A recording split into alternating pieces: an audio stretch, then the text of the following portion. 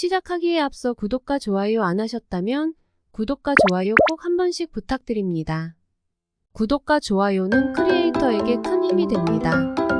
제게 큰 힘을 주셔서 감사드리며 바로 시작합니다. 파리 생제르맹이 일본 투어 중 첫 경기가 열렸습니다. 다양한 이슈거리가 생겨나고 화제가 되고 있는데요. 첫 번째는 경기력에서 이강인 선수가 언급되고 있습니다. 이 부분은 나중에 살펴보고요. 먼저 GD가 나와서 화제인데요.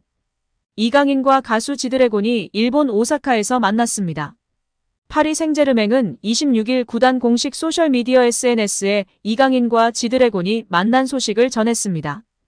이 둘은 이강인의 PSG 유니폼을 들고 기념사진을 남겼는데요. 오사카에 마련된 PSG 행사장에서 둘이 만난 것입니다.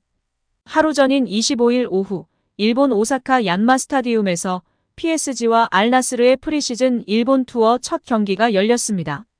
지드래곤은 해당 경기를 관전하며 자신의 SNS에 직관 인증샷을 올리기도 했습니다. 지드래곤은 경기 바로 다음 날인 26일 오후에 김포국제공항을 통해 귀국했습니다. 기대를 모았던 이강인은 알나스르전에 출전하지 않았습니다. 교체 명단에는 이름을 올렸지만 부상 탓에 출전하지 않았습니다. PSG 벤치에는 이강인, 네이마르, 케일러 나바스 등이 나란히 앉았습니다. 이들은 90분 동안 경기를 지켜보며 수다를 떨었습니다. 여기서 네이마르가 인기가 너무 많은 이강인이기 때문에 악수를 요청하는 제스처를 하며 장난을 쳤는데요. 여기에 이강인도 장난으로 악수를 거부하는 제스처를 해서 동료들이 무척이나 즐거워하는 장면이 이슈가 되고 있습니다. 완전히 선수단에 적응하고 분위기를 주도하는 모습입니다. 이제 이강인에게는 앞으로 3차례 더 출전 기회가 남아있는데요. PSG는 오는 28일에 yan마 스타디움에서 세레소 오사카와 격돌합니다. 8월 1일에는 도쿄 국립경기장에서 인터 밀란을 상대하며 내달 2일에 한국으로 이동합니다. 3일에 부산 아시아드 주경기장에서 전북 현대와 친선 경기가 예정되어 있습니다. PSG는 이강인의 부상 회복 정도를 보고 출전 여부를 결정할 예정인데요. 일단 이강인은 26일 쿠팡 플레이가 공개한 PSG 대 전북 친선 경기 예고 영상에 등장했습니다. 이강인은 한국 저희가 갑니다. 한국 축구팬 여러분, 저와 PSG 동료들이 함께 찾아가겠습니다 라며 방한 경기를 예고했습니다. 한편 이강인은 지난 22일 르 아브르와 비공식 경기에 측면 공격수로 선발 출전했으나 전반 43분 허벅지 통증으로 교체됐습니다. 하지만 일본에서 펼쳐지는 팀의 친선 경기 명단에 이름을 올렸고 24일에는 공식 이벤트 행사에도 참여해 큰 부상은 아닌 것으로 보여지고 있는데요. 일단 이날 경기는 훈련조차 참여하지 않았기에 결장이 예상되었고 예상대로 출전하지 않았습니다. 여기서 큰 이슈가 되고 있는 상황인데요. PSG와 알나스르전을 통해 이강인 선수가 더욱 부각되고 조명되고 있는 상황입니다. 자세한 내용 풋볼픽과 함께 알아보도록 하겠습니다. 이강인의 파리 생제르맹이 상대할 호날두의 알나스르는 사우디리그 통산 9회 우승에 지난 시즌 준우승을 차지한 사우디의 강팀입니다. 지난 1월 팀에 합류한 호날두는 16경기 출전, 14골로 리그 득점 5위를 기록하며 변치 않는 실력을 과시하고 있는데요. 여전히 인성 논란은 지속되고 있습니다. 파리 생제르맹은 루이스 엔리케가 지난 월드컵 때 스페인 대표팀에서 사용하던 변형 3백을 들고 알나스르와 대결을 펼쳤습니다. PSG는 주전급으로 선수를 구성했고 왼쪽 풀백으로는 리카가 출전하였습니다. 리카 선수는 왼쪽 풀백 역할뿐 아니라 왼쪽 센터백 역할까지 할 수 있는 선수로 변형 3백 전술의 핵심이었습니다. 리카 선수가 변형 3백으로 센터백 역할을 하면 오른쪽에 하키미가 높은 위치까지 올라가며 공격을 지원하는 모습을 보였습니다. 그리고 중앙의 양 미드필더들은 양쪽 하프 스페이스 공간을 공략할 수 있도록 전천후 미드필더 역할을 수행하였습니다. 파리 생제르맹의 전술은 좋았으나 이강인 선수와 네이마르 선수가 없는 시간은 전체적으로 무척이나 답답한 모습이었습니다. 게임 메이킹을 해주는 선수가 없다 보니 패스를 뿌려주는 그림이 전혀 나오지 않아 답답한 경기력이 지속되었습니다.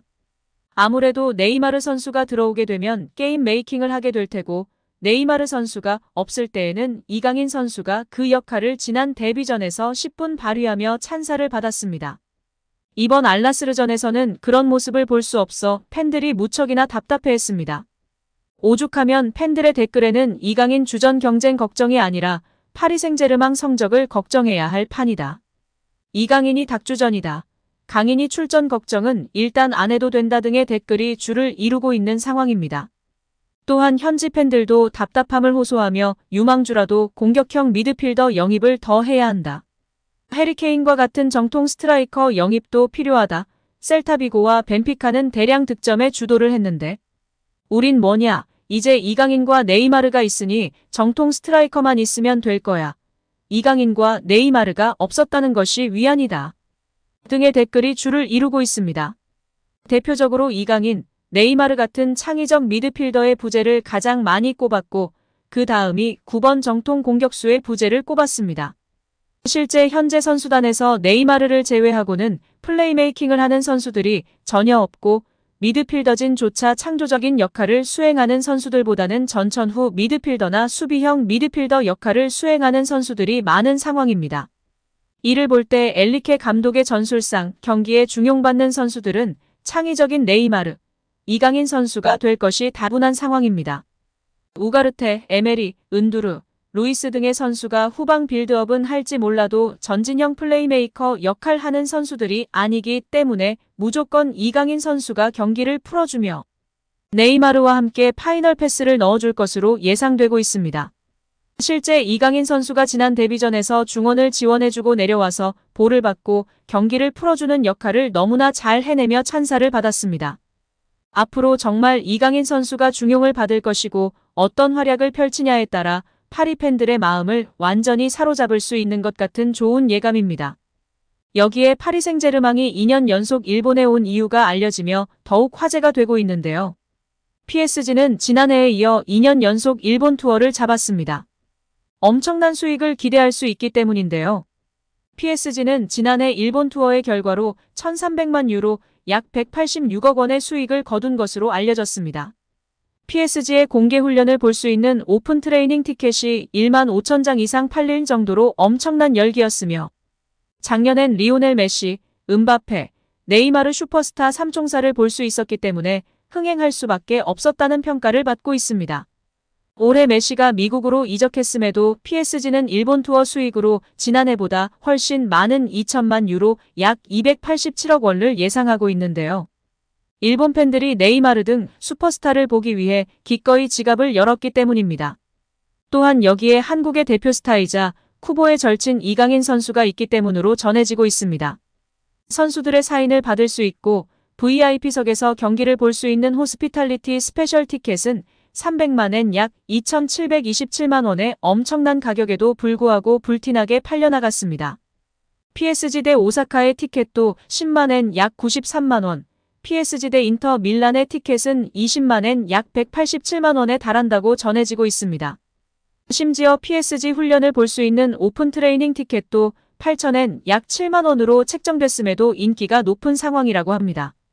PSG가 일부러 미국 대신 일본을 투어 대상으로 삼은 이유이며 음바페가 이번에 빠졌기 때문에 반드시 네이마르와 이강인 선수가 참여했어야 했고 결국 그 둘이 파리 생제르맹 선수단의 대표 얼굴 역할을 하고 있습니다.